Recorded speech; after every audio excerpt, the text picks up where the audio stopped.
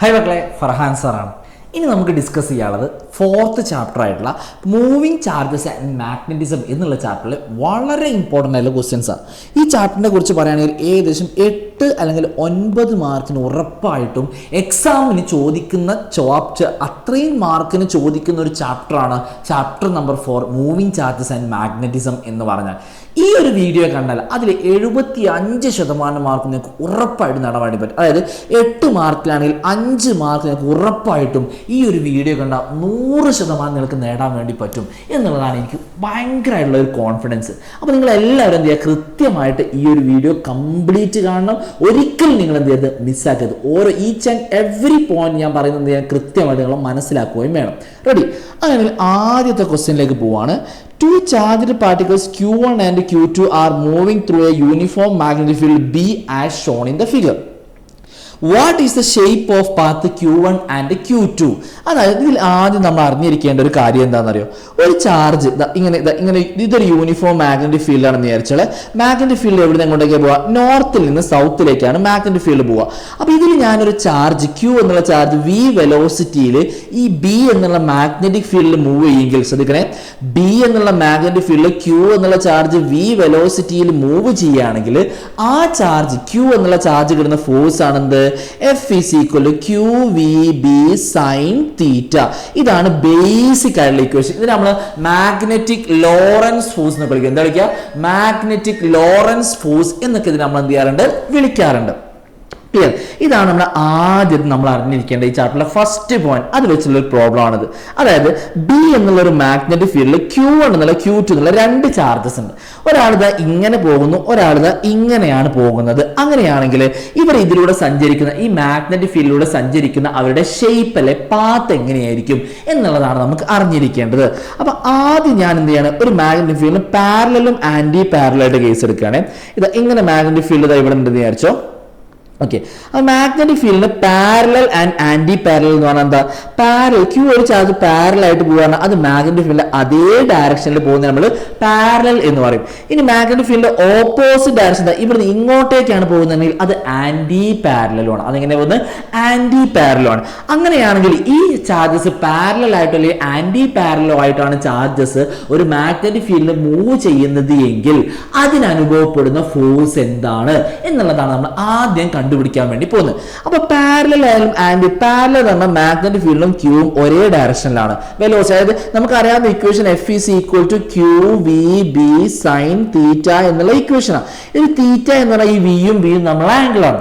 അപ്പൊ Q charge ഇങ്ങോട്ട് പോകണ വെലോസിറ്റി ഇതാ ഇങ്ങോട്ടേക്ക്, മാഗ്നറ്റിക് ഫീൽഡ് ഇതാ ഇങ്ങോട്ടേക്ക്. രണ്ടുപേരും സെയിം ഡയറക്ഷൻ ആകുമ്പോൾ തീറ്റ എത്രയായിരിക്കും? 0 ആയിരിക്കും. തീറ്റ എത്രയായിരിക്കും? 0. അതാണ് പാരലലിന്റെ കണ്ടീഷൻ. ഇനി ഒന്നിതാ ഇവിടെ ഇങ്ങോട്ടേക്കും, ഒന്നിതാ മാഗ്നറ്റിക് ഫീൽഡ് അങ്ങോട്ടേക്കും, Q അതിന്റെ ഓപ്പോസിറ്റീവ് ആണെങ്കിൽ അതിന് തീറ്റ എത്രയായിരിക്കും? 180 ഡിഗ്രി. അപ്പൊ പാരലൽ ആയ തീറ്റ 0 ഡിഗ്രിയും ആന്റി പാരലൽ ആയ തീറ്റ എത്രയാണ്? 180 ഡിഗ്രിയുമാണ് വരുന്നത്. അപ്പൊ നമുക്കറിയാം സൈൻ 0 എന്ന് പറഞ്ഞാൽ എത്രയാണ്? 0. അതുപോലെ സൈൻ 180 എന്ന് പറഞ്ഞാൽ എത്രയാണ്? അതും 0 ആണ്. അപ്പൊ ഈ ഇക്വേഷനിൽ തീറ്റക്ക് 0യോ 180യോ കൊടുത്താൽ നമുക്ക് കിട്ടുന്ന ആൻസർ എന്തായിരിക്കും? 0 ആയിരിക്കും. അതായത് ഫോഴ്സ് എന്തായിരിക്കും അവിടെ വരിക? 0. കാരണം എന്താ? ഇത് മൊത്തത്തിൽ 0 ആയിട്ട് 0 ഇൻറ്റു എനിത്തിങ് 0 ആയിരിക്കും.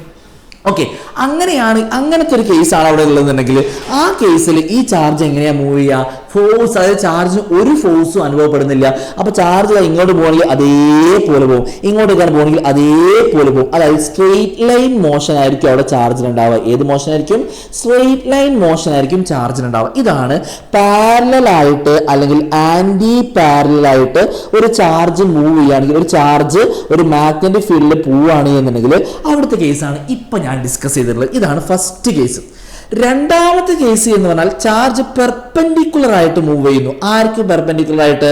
മാഗ്നറ്റിക് ഫീൽഡിന് പെർപെൻഡിക്കുലർ ആയിട്ട് മൂവ് ചെയ്യാൻ ചാർജ് ഇങ്ങനെ മൂവ് ചെയ്യുകയാണെങ്കിൽ ഇതല്ലേ. അപ്പൊ നോക്ക്, മാഗ്നറ്റിക് ഫീൽഡ് ഇവിടെ നിന്ന് ഇങ്ങോട്ടേക്കല്ലേ, അവർ നമ്മൾ ആംഗിൾ എത്രയാണ്? 90 ഡിഗ്രി. അപ്പൊ പെർപെൻഡിക്കുലർ ആയില്ലേ? അപ്പൊ ചാർജ് മാഗ്നറ്റിക് ഫീൽഡിന് പെർപെൻഡിക്കുലർ ആയിട്ടാണ് പോകുന്നത് എങ്കിൽ ആ സമയത്ത് തീറ്റ എത്രയായിരിക്കും? Theta is equal 90 degree. Sine 90 എന്ന് പറഞ്ഞാൽ എത്രയാണ്? 1 ആണ്. അപ്പൊ നമ്മുടെ equation F is equal to QVB sin 90. sin 90 1 ആയതുകൊണ്ട് F is equal to QVB എന്നുള്ളതായിരിക്കും നമ്മുടെ ആൻസർ.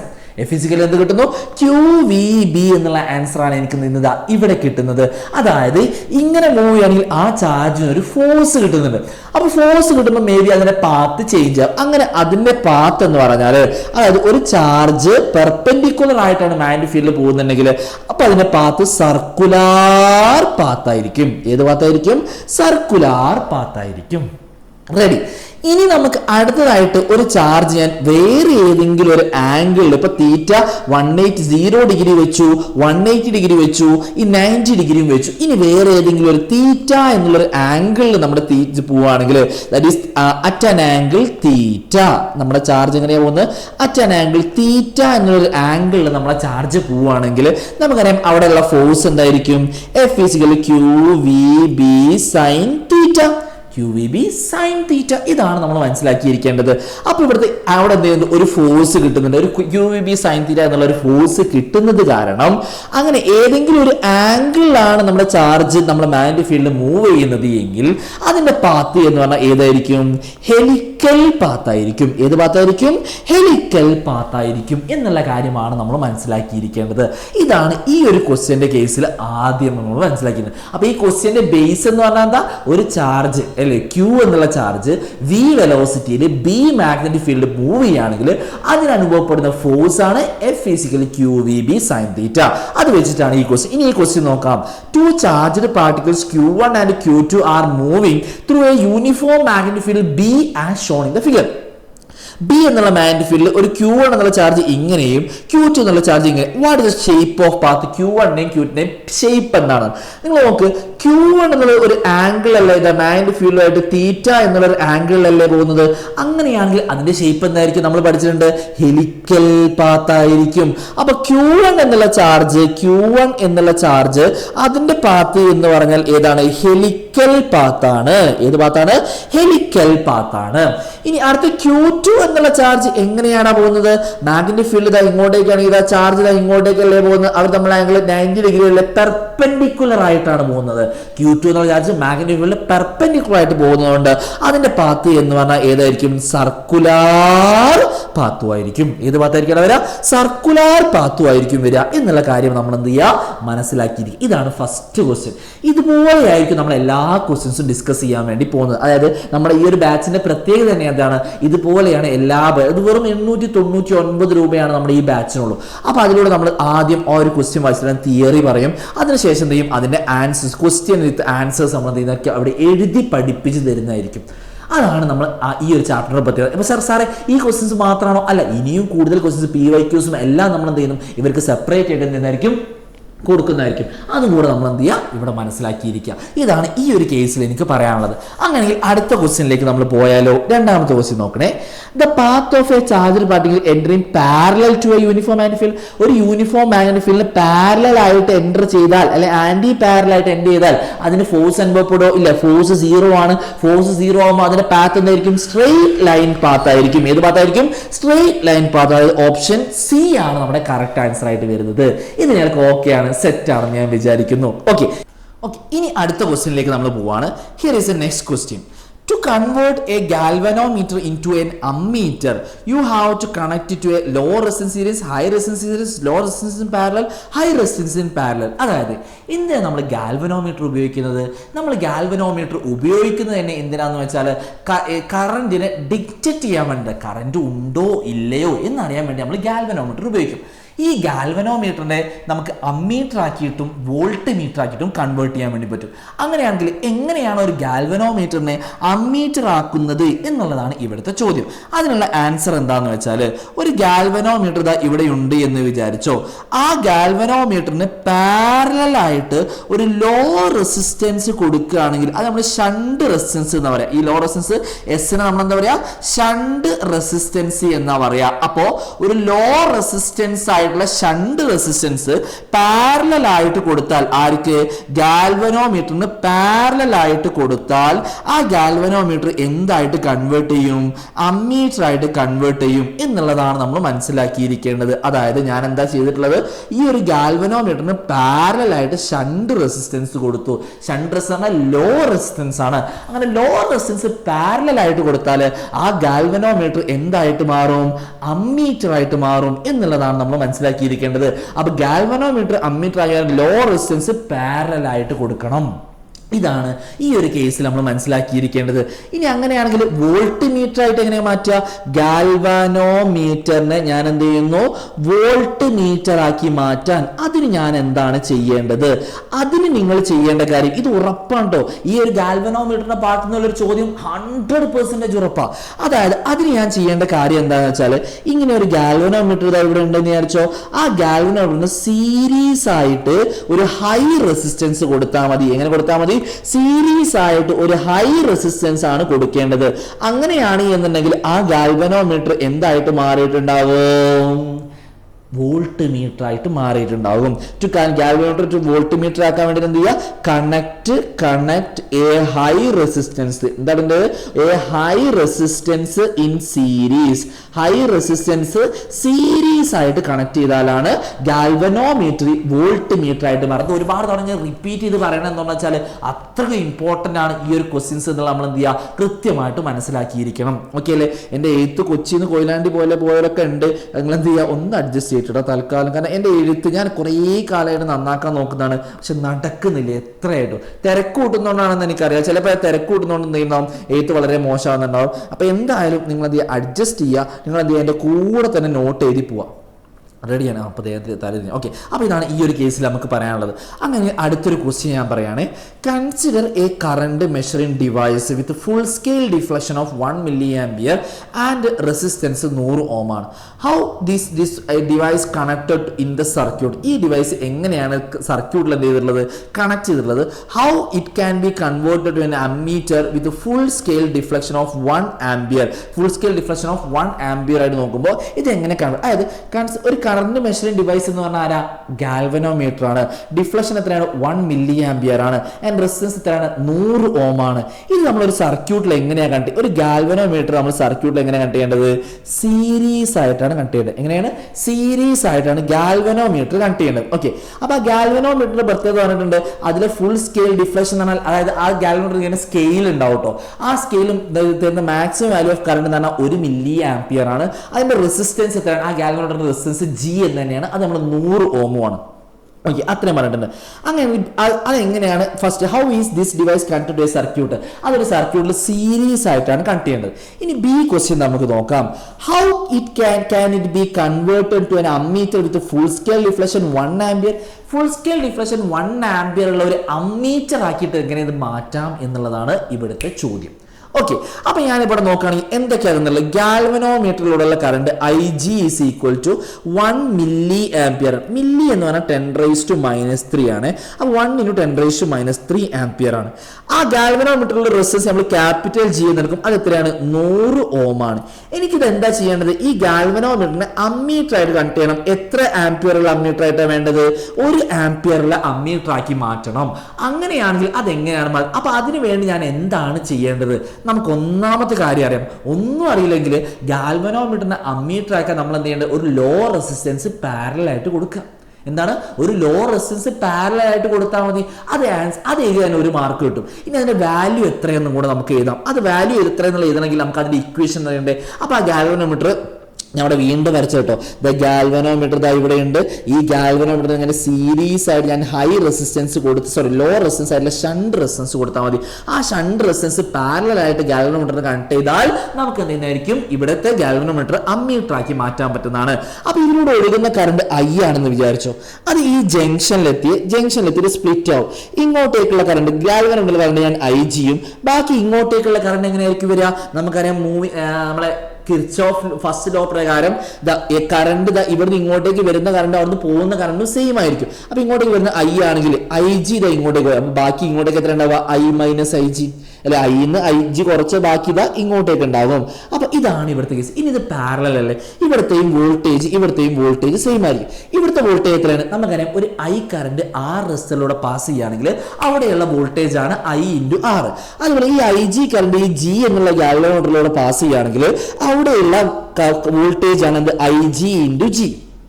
ഓക്കെ, ഇനി അതേപോലെ ഈ ഐ മൈനസ് ഐ ജി എന്നുള്ള കറണ്ട് അല്ല ഈ എസ് എന്ന റെസിസ്റ്ററിലൂടെ പാസ് ചെയ്യുന്നത്. അപ്പൊ അവിടെയുള്ള voltage I minus I G into G. ഇത് ഈക്വൽ ആണ്, അത്രേ ഉള്ളൂ. ഈ രണ്ട് ടേം ഈക്വൽ. അപ്പൊ എന്താ പറയാ, I minus I G into G അല്ല കേട്ടോ, I minus I G into ഇവിടുത്തെ റെസിസ്റ്റൻസ് എസ്. ഓക്കെ, അതായത് ഇത് ഐ എന്നുള്ള കറണ്ട് ആണ് ഇതിലൂടെ പാസ് ചെയ്യണമെങ്കിൽ ഇവിടുത്തെ റെസിസ്റ്റൻസ് എന്താണ്, വോൾട്ടേജ് എന്താണ്, ഐ ഇൻറ്റു എസ്. ഇവിടുത്തെ കറണ്ട് എന്താണ്, ഐ മൈനസ് ഐ ജി ആണ്, ഐ ഇതിലൂടെ പാസ് ചെയ്യുന്ന എസിലൂടെ. അപ്പൊ I minus I G into S, ഇത് രണ്ടും ഈക്വൽ ആണ്. അത് വെച്ച് നമുക്ക് ചെയ്യാൻ വേണ്ടി പറ്റും. ക്ലിയർ അല്ലേ? That is I minus I G into S is equal to എന്താ വരുന്നത്, I minus I G into S is equal to I G into G ആണ്. ഇനി നമുക്ക് എസ് കണ്ടുപിടിച്ചാൽ അപ്പൊ ഐ മൈനസ് ഐ ജിനെ ഇങ്ങോട്ടേക്ക് എടുത്താൽ മതി. അപ്പൊ S is equal to I G into capital G divide by I minus I G. ഇതാണ് വരുന്നത്. ഇതിലുള്ള എല്ലാ ടേമും ക്വസ്റ്റ്യനിൽ തന്നില്ലേ, ഐ ജി എന്നിട്ടുണ്ട്, ജി എന്നിട്ടുണ്ട്, ഐ എന്നിട്ടുണ്ട്. നേരെ സബ്സ്റ്റിറ്റ്യൂട്ട് ചെയ്താൽ പോലെ മതി. അപ്പൊ നമ്മൾ സബ്സ്റ്റിറ്റ്യൂട്ട് ചെയ്യുകയാണെങ്കിൽ ഐ ജി എന്ന് പറഞ്ഞാൽ 1 × 10⁻³ ആണ്. ജി എന്ന് പറഞ്ഞാൽ 100 ആണ്. 100 എന്ന് പറഞ്ഞാൽ 10⁻² ആണ്. Okay, 100 divided by I minus I G. I എത്രയായിരുന്നു, 1. ഐ ജി എന്ന് പറഞ്ഞാൽ 1 മൈനസ് 1 × 10⁻³ അല്ലേ, 1 × 10⁻². ഇതെങ്ങനെയാ ചെയ്യേണ്ടത്? ഇത് ഈ ക്വസ്റ്റ്യന്റെ വാല്യൂസ് അധികം ഇങ്ങനെ തന്നെയാണ് വരാറുള്ളത്. അപ്പൊ അത് എങ്ങനെയാ ചെയ്യേണ്ടത് നമുക്കൊന്ന് നോക്കി നോക്കാം അല്ലെ. അപ്പൊ ആദ്യം 100 × 1 പറയുമ്പോൾ 100 10⁻³ അവിടെ നിൽക്കട്ടെ. അപ്പൊ 100 × 10⁻³ ആണുള്ളത്. ഓക്കെ, അതായത് 10⁻³ പറയുമ്പോൾ 3 പോയിന്റ് ബാക്കിലേക്ക് എടുക്കാം കേട്ടോ. അപ്പൊ അതിന് മുന്നേ ഞാൻ താഴെ 1 × 10⁻³ നമ്മൾ 3 പോയിന്റ്, അതായത് 1 പോയ 1 പോലെ 1, 2, 3 പോയിന്റ്. അപ്പൊ എന്താ 0.001 ഇതാണ് 1 × 10⁻³. ഓക്കെ, അപ്പൊ അതാണ് നമുക്ക് അടുത്ത ചെയ്യാനുള്ളത്. അപ്പൊ 100 × 10⁻³ 3 പോയിന്റ് പുറകിലേക്ക് എടുക്കുമ്പോൾ എന്താ വരിക, 1, 2, 3 അല്ല. അപ്പൊ 0.1 ഡിവൈഡ് ബൈ ഈ 1 0.001 കുറച്ച് എത്രയാണ്, അത് നമുക്ക് കാൽക്കുലേറ്റർ ചെയ്ത് നോക്കണം അല്ലെ. 1 മൈനസ് 0.001 അല്ലെ, ഇങ്ങനെയല്ലേ വരുന്നത്. അത് എത്രയാ വരുന്നത്, 0.999. എത്ര വരുന്നത്, 0.999 ആണ്. ഇത് നമ്മൾ ചെയ്ത ആൻസർ കിട്ടി. 0.1 ഡിവൈഡ് ബൈ 0.999. 0.1 ഡിവൈഡ് ബൈ 0.999 ഇത് എത്രയാ വരുന്നത്, 0.1001. അതായത് 0.1 ആണ് ഇവിടുത്തെ റെസിസ്റ്റർ. 0.1 കണ്ടോ, ചെറിയ വാല്യൂ അല്ലേ. അപ്പൊ ഈ ചെറിയ വാല്യൂ നമ്മൾ പാരലൽ ആയിട്ട് കണക്ട് ചെയ്താൽ ആ അമ്മീറ്ററിന് നമുക്ക് എന്ത് ചെയ്യാൻ പറ്റും, വോൾട്ട് മീറ്റർ ഗാൽവനോമീറ്റർ നമുക്ക് എന്ത് ചെയ്യാൻ പറ്റും, അമ്മീറ്റർ ആക്കി കൺവേർട്ട് ചെയ്യാൻ പറ്റും. ഇതാണ് ഈ ഒരു കേസിൽ നമ്മൾ പഠിച്ചിരിക്കേണ്ടത്. പിക്ചർ ഞാൻ വീണ്ടും വരച്ചു, ഇക്വേഷൻ ഞാൻ എഴുതി. ഇക്വേഷൻ ഒക്കെ വളരെ ഇമ്പോർട്ടന്റ് ആണ്. ഒരിക്കലും നിങ്ങൾ മറക്കാൻ പറ്റാത്ത ഇക്വേഷൻ ഉണ്ടായി. ഇതൊക്കെ മിക്കവാറും പ്രോബ്ലംസ് വരുന്നതായിരിക്കും കേട്ടോ. അടുത്ത question. A moving charged particle of Q experiences a force both in electric field and magnetic field B. This force is called as Lorentz force. Write down the relation of Lorentz force. അതായത് Lawrence magnetic force ഉണ്ട്, electric force ഉണ്ട്. Lawrence magnetic force എന്ന് പറഞ്ഞാൽ ഒരു Q, അത് നമ്മൾ നേരത്തെ പറഞ്ഞ ഒരു ക്യൂ എന്നുള്ള ചാർജ് വി എന്നുള്ള വെലോസിറ്റിയിൽ ബി എന്നുള്ള മാഗ്നറ്റിക് ഫീൽഡ് മൂവ് ചെയ്യുകയാണെങ്കിൽ അതിന് അനുഭവപ്പെടുന്ന ഫോഴ്സ് ആണ് FQ_V_B sin θ. ഇതാണ് ലോറൻസ് മാഗ്നറ്റിക് ഫോഴ്സ്.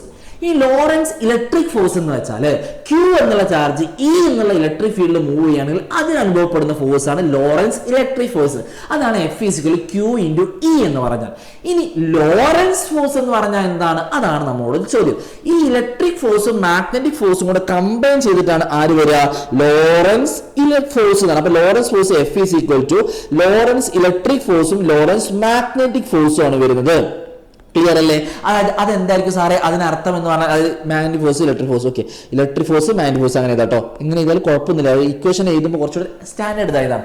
അതായത് അതെങ്ങനെയാണ് വരുന്നത്, ലോറൻസ് ഇലക്ട്രിക് ഫോഴ്സ്. അതായത് ഇപ്പം ഞാൻ ചാർജ് വെച്ചിട്ടുള്ളത് ഇലക്ട്രിക് ഫീൽഡും മാഗ്നറ്റിക് ഫീൽഡും. അപ്പോൾ ആ ചാർജിന് ഇലക്ട്രിക് ഫീൽഡും എഫക്ട് ചെയ്യും, ഫോഴ്സ് മാഗ്നറ്റിക് ഫീൽഡ് കൊടുക്കുന്ന ഫോഴ്സ് ഉണ്ടാവും. അപ്പോൾ അത് രണ്ടും കൂടെ കൂടിയിട്ട് Lawrence electric force plus Lawrence magnetic force, അതാണ് ലോറൻസ് ഫോഴ്സ്. എന്താണ് അതിന്റെ ഇക്വേഷൻ, F=E എന്ന് പറഞ്ഞാൽ Q×E ആണ് അല്ലെ, ഇലക്ട്രിക് ഫോഴ്സ് Q×E ആണ്. അടുത്ത Q×VB sin θ അല്ലേ. അപ്പൊ ആ VB sin θ Q×V×B എന്ന് എഴുതാൻ പറ്റും. VB sin θ ആണ്, V×B സെയിം ആണ്. അപ്പൊ ഇതിൽ Q കോമൺ ആയിട്ട് ഞാൻ പുറത്തേക്ക് എടുത്താൽ Q into E plus V cross B അല്ലേ, രണ്ടിലും Q കോമൺ ആണ്. അപ്പൊ ആ ക്യൂനെ ഞാൻ പുറത്തേക്ക് എടുത്തിട്ടോ, ക്യൂനെ ഞാൻ എന്ത് ചെയ്തു, പുറത്തേക്ക് എടുത്തു. എന്നിട്ട് ബാക്കിയാണ് ഇതാ ഇവിടെ എഴുതിയിട്ടുള്ളത്. ക്ലിയർ അല്ലേ? ഈ ക്യൂനെ പുറത്തെടുത്താൽ ഇ ഉണ്ടാകും, ഈ ക്യൂനെ പുറത്തെടുത്താൽ വി ക്രോസ് ബി ഉണ്ടാകും. അത് രണ്ടും കൂടെ ചെയ്ത് നമുക്ക് ടോട്ടൽ ലോറൻസ് ഫോഴ്സ് കിട്ടി. ഇതാണ് ലോറൻസ് ഫോഴ്സ് എന്ന് പറഞ്ഞാൽ. ഡെഫിനിഷൻ എന്താ ഇവിടെ ഉണ്ട്. A moving charge particle Q experience a force both in electric field magnetic field. ഒരു ചാർജിന് ഇലക്ട്രിക് ഫീൽഡും മാഗ്നറ്റിക് ഫീൽഡും എഫക്ട് ചെയ്യുന്ന ടോട്ടൽ ഫോഴ്സ് ആണ് എന്തെന്ന് പറഞ്ഞാൽ ലോറൻസ് ഫോഴ്സ് എന്ന് പറഞ്ഞാൽ. അത് കൃത്യമായിട്ട് മനസ്സിലാക്കിയിരിക്കണം. അടുത്ത ക്വസ്റ്റ്യനിലേക്ക് നമ്മൾ പോവാണ്. State ampere circuit law obtain the expression for the magnetic field at a distance r from a long straight wire carrying current I. Okay, അപ്പൊ ആദ്യം ഏറ്റവും ഇമ്പോർട്ടൻ്റ് ആയിട്ടുള്ള ആംപിയർ സർക്യൂട്ടൽ ലോ എന്താണെന്ന് പറയാം. അത് ഞാൻ ഇക്വേഷൻ വെച്ചിട്ടാണ് പറയാൻ വേണ്ടി പോകുന്നത്. എന്താ ഇക്വേഷൻ? ഇന്റഗ്രൽ, ഈ equation B dot D L is equal to mu 0 into I. ഇതാണ് നമ്മുടെ എന്തെന്ന് പറഞ്ഞാൽ ആംപിയർ സർക്യൂട്ടൽ ലോ എന്ന് പറഞ്ഞാൽ. ഏത് ലോ എന്ന് പറഞ്ഞാൽ ആംപിയർ സർക്യൂട്ടൽ ലോ എന്ന് പറഞ്ഞാൽ integral B dot D L is equal to mu 0 into I. ഇതിന്റെ ഡെഫിനിഷൻ ചോദിച്ചാൽ ഇവിടെ നോക്കും.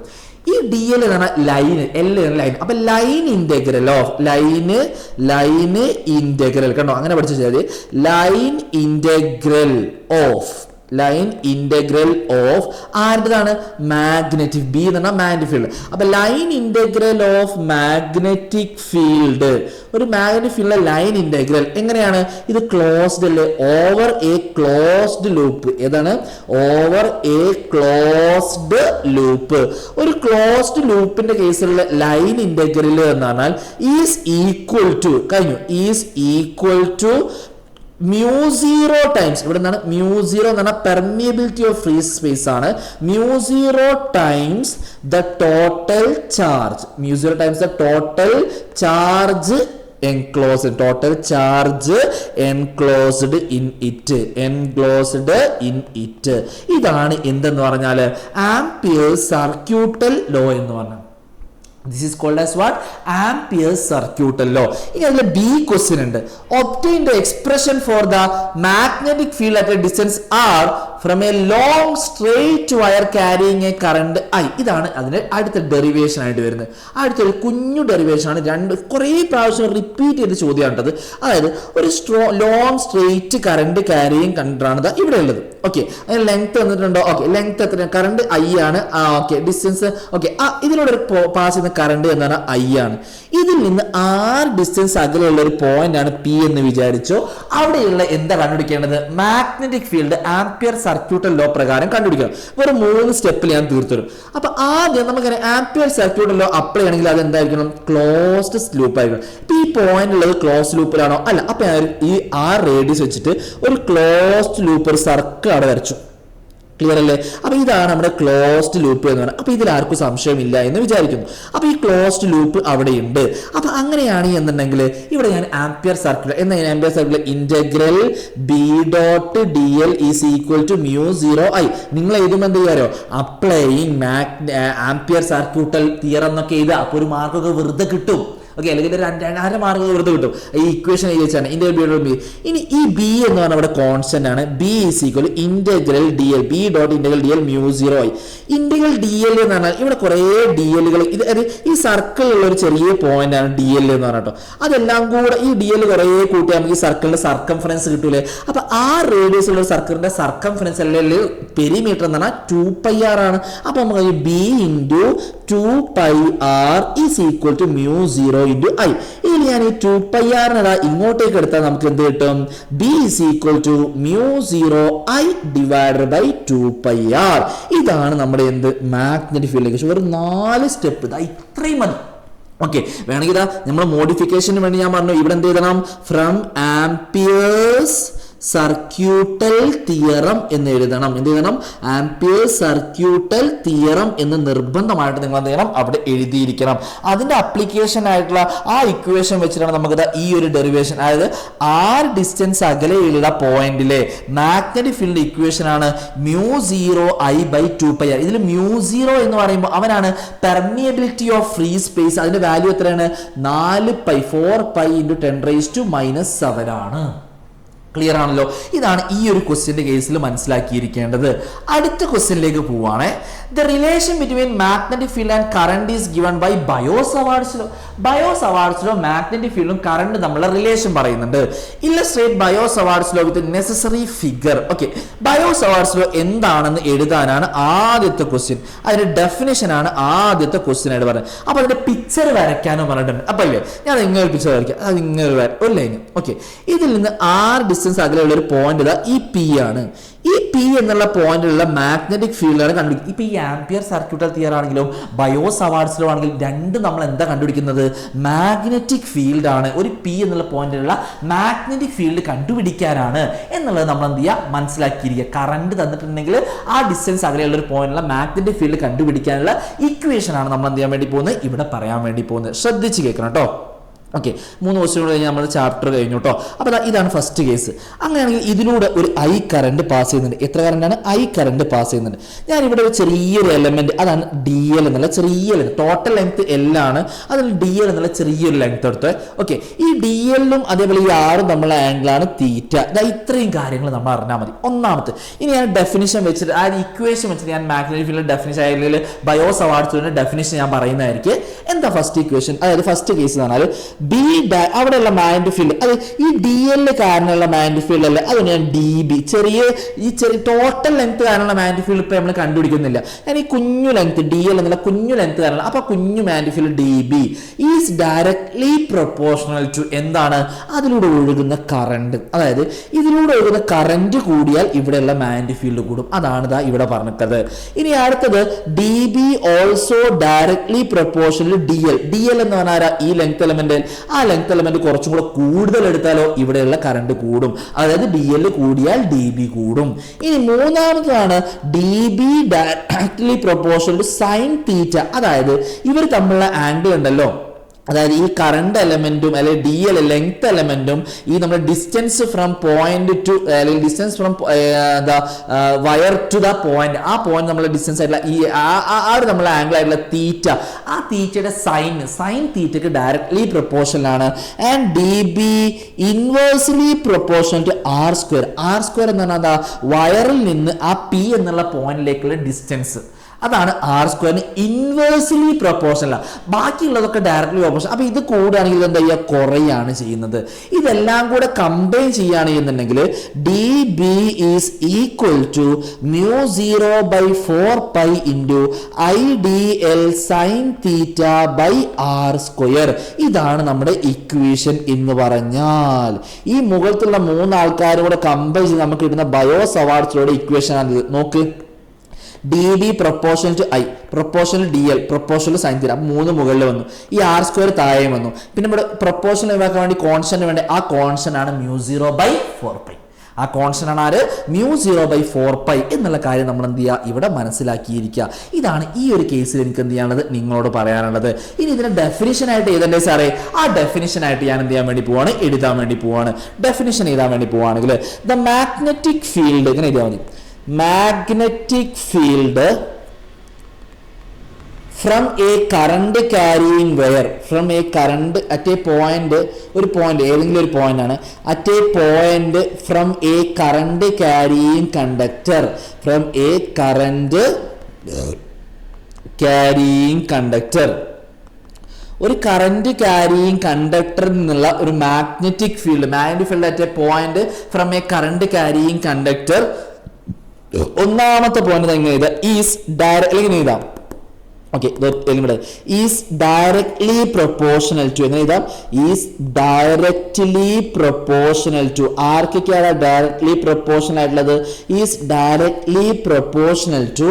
ഒന്നാമത്തെ ആരാണ്, current. Okay, current through the conductor, current through the conductor. അതാണ് D B directly proportional to I എന്ന് പറഞ്ഞാൽ കറന്റ് ത്രൂ ദ കണ്ടക്ടർ. അത് കണ്ടക്ടറിലുള്ള കറന്റ്, അത് നമ്മൾ ഐ എന്ന് റെപ്രസെന്റ് ചെയ്യും. രണ്ടാമത് ആർക്കാണ് ഡയറക്ട് ലെങ്ത് എലമെന്റ്. ലെങ്ത് എലമെന്റിന് എന്താണ്, ഡയറക്ട്ലി പ്രൊപ്പോർഷണൽ ആണ്.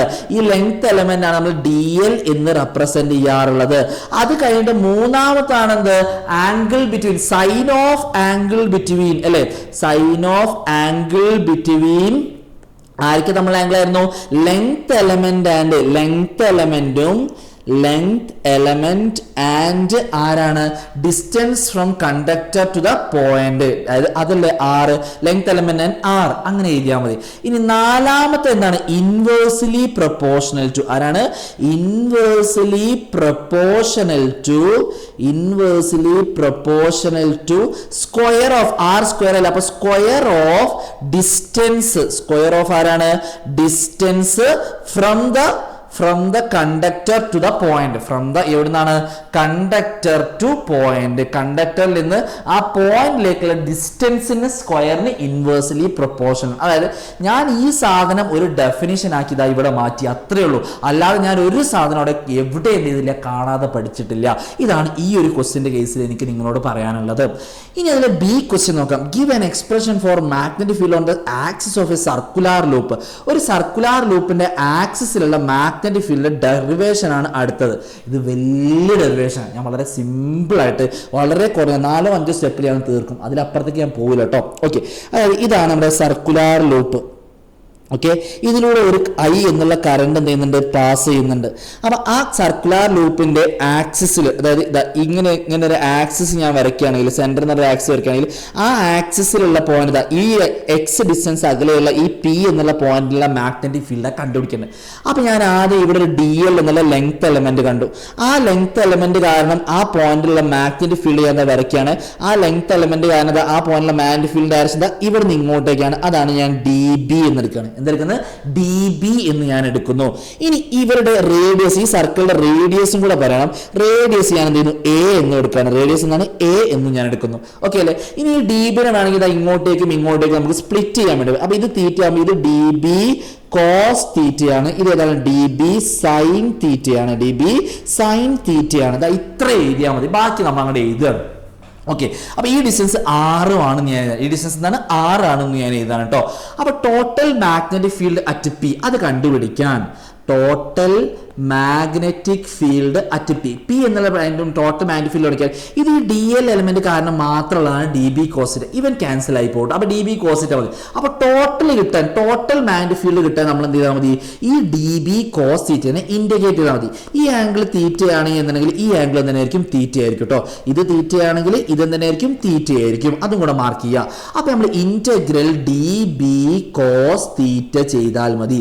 ഡി ബി എന്ന് പറഞ്ഞ ഇക്വേഷൻ നമുക്കറിയാം, µ0 I D L sine theta, µ0/4π I D L sine theta by R square, അത്രേ ഉള്ളൂ. അത് നമ്മൾ ഇവിടെ സബ്സ്റ്റിറ്റ്യൂട്ട് ചെയ്യുക. B is equal to integral µ0/4π I D L by R square. Sine theta തൽക്കാലം വേണ്ട. ഇനി ഈ കോസ് തീറ്റ എന്ന് പറഞ്ഞാൽ അവിടെ ആരാ, കോസ് തീറ്റ എന്ന് പറഞ്ഞാൽ ഇതല്ലേ തീറ്റ, അഡ്ജസന്റ് ബൈ ഹൈപ്പോട്ടന്യൂസ് അല്ലേ, അതായത് എ ബൈ ആർ ആണ് വരുന്നത്. എന്താ വരുന്നത്, ഇൻറ്റു എ ബൈ ആർ. അപ്പോൾ ഡി ബിക്ക് ഞാൻ µ0/4π ഐഡിയൽ സൈൻ തീറ്റ വേണ്ട, തീറ്റ 90 ആയിരിക്കും. പിന്നെ കോസ് തീറ്റക്ക് ഞാൻ എ ബൈ ആർ എന്ന് കൊടുത്തു.